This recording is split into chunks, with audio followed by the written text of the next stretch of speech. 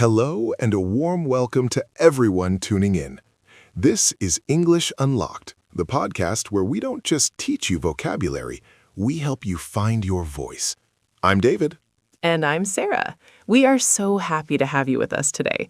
Today's episode is special because it tackles one of the most common yet terrifying situations for English learners. That's right, Sarah. We are going to the restaurant. Specifically, we are going to learn how to order food in English. But before we get into the role play and the grammar, I want to talk about the feeling in the pit of your stomach. You know that feeling, Sarah. Oh, absolutely. I remember when I first started traveling, I would stand outside a restaurant and look at the menu for 20 minutes just to avoid talking to the waiter. I was so afraid of making a mistake. I was afraid they wouldn't understand my accent or that I would accidentally order something terrible. It's not just about food, it's about anxiety. Exactly. It is the fear of judgment. But here's the truth, and I want our listeners to really absorb this. Language is a bridge, not a test. When you are hungry and the waiter is there, the goal is problem solving. You have a problem, you are hungry. They have a solution, food. English is just the tool to connect those two things. I love that perspective. It reminds me of a quote from Nelson Mandela. He said, "If you talk to a man in a language he understands, that goes to his head. If you talk to him in his language, that goes to his heart." When we try to order in English, even if it's imperfect, we are connecting with the culture and the people around us. That is a beautiful quote, Sarah, and it highlights why English is so important. It isn't just about business or exams. It's about survival and enjoyment. Imagine being in a foreign country, smelling delicious food, but being too scared to walk in. Learning these phrases we are about to teach you, it unlocks the world for you. It gives you freedom. Freedom is the right word. So, David, how are we going to break this down today? We have a three-part plan. First, we are going to discuss the mindset of ordering. Second, we will do a full role play, a simulation of a restaurant experience. And third, we will break down the script line by line so you understand exactly what to say. We will even cover what to do if there is a problem with your food. That sounds perfect. Let's start with the mindset. What is the number one mistake beginners make when they sit down at a table? They try to be perfect.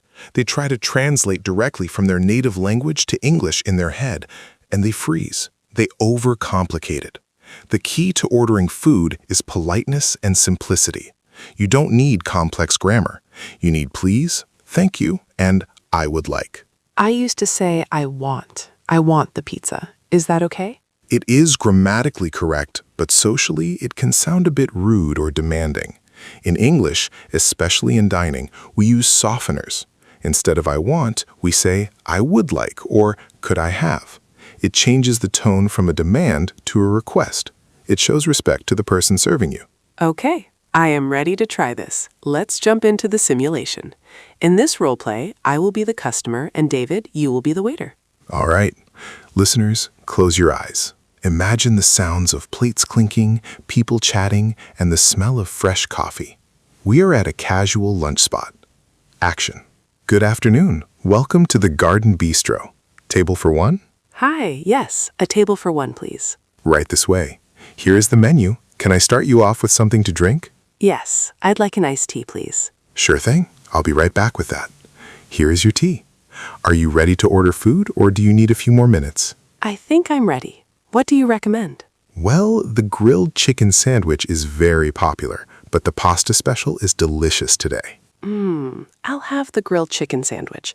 But excuse me, does that come with fries or salad? It comes with fries, but you can substitute salad for an extra $2. Okay, I'll take the salad instead of the fries. And could I have the dressing on the side? No problem. Grilled chicken sandwich, sub salad, dressing on the side. Anything else? No, that's all for now. Thank you. Here is your meal. Enjoy. Thank you.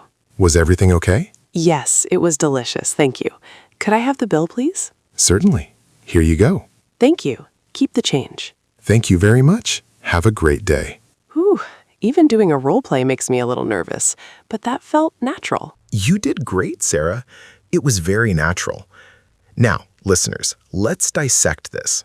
Let's take it apart like a mechanic takes apart an engine so we can see how it works. The first thing you asked me was about the drink.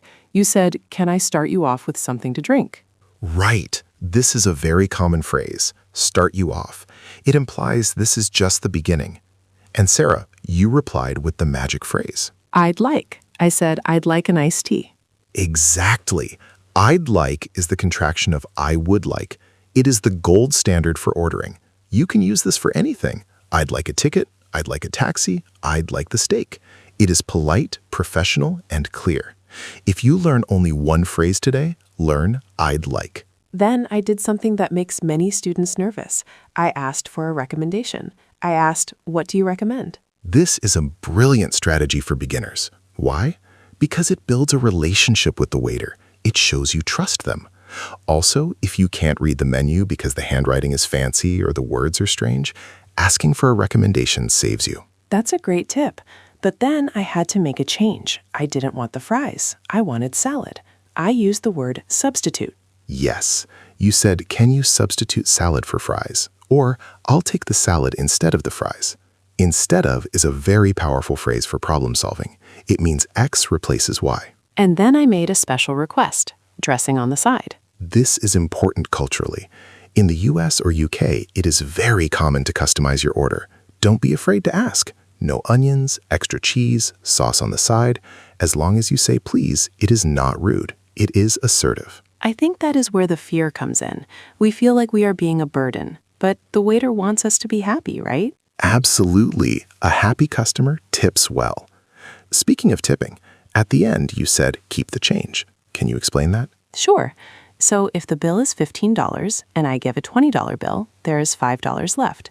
If I say keep the change, I am telling the waiter that the $5 is their tip. It's a very cool, casual way to end the transaction. Perfect. Now, Sarah, I want to address the elephant in the room.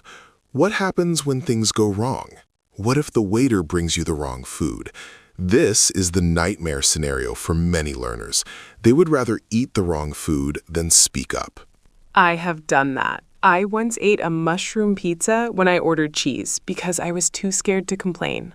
We need to fix that. Assertiveness in a second language is a high-level skill, but it is necessary. We need a script for the polite complaint. Okay, let's try a mini role play. You bring me the wrong dish. Okay, here is your spicy beef soup, ma'am. Oh, excuse me. I think there has been a mistake. I actually ordered the chicken salad. Oh, I am so sorry. I will fix that for you right away. Thank you. I appreciate it. Stop. That was perfect. Listeners, did you hear Sarah's tone? She wasn't angry. She didn't shout. She used the phrase, I think there has been a mistake. That phrase helps because it doesn't blame the waiter directly. It blames the situation. It's softer than saying, you made a mistake. Exactly. And then you simply restated what you wanted. I actually ordered the chicken salad. Using the word actually creates a polite contrast between reality and the error. This brings us back to emotions. When you speak up for yourself in English, you get a rush of confidence. You feel powerful. It reminds me of Samuel Beckett's quote, ever tried, ever failed, no matter. Try again, fail better. Every time you order food, you might make a small grammar mistake.